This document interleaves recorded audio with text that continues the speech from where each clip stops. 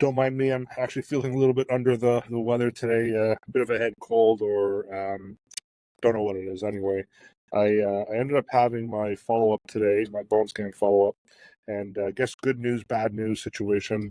The good news is the bone scan says that it's a very low chance that I have an infection, which is again very good news because going through the process of dealing with an infection with a fake hip, it would have meant multiple surgeries, 6 to 9 months in a wheelchair or walker.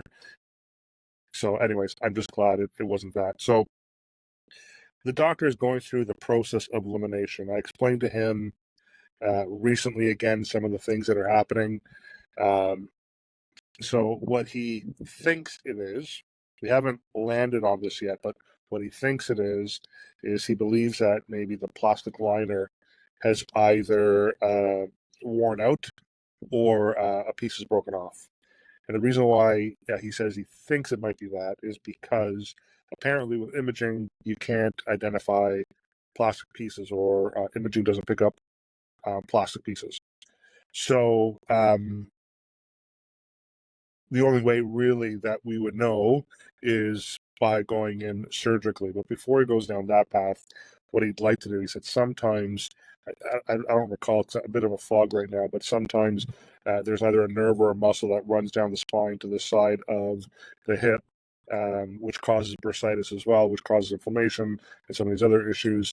He said sometimes that could be the case. So he's sending me out for another MRI.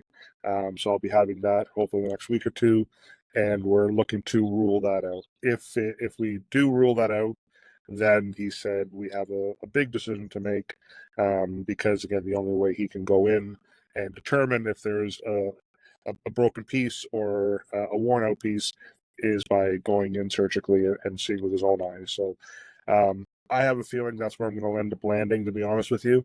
Although my hip, again, I mentioned to him since I had my ultrasound a couple of weeks ago, with all the twisting and stuff, seems to have corrected itself for the most part. There's still some achiness, there's still some soreness, but mostly like I'm walking just fine.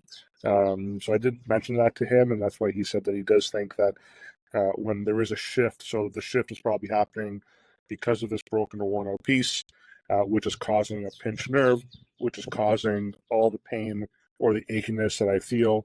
And it won't resolve until things kind of realign again. So that's where things are at. So good news, bad news situation. Should have an update in the next couple of weeks.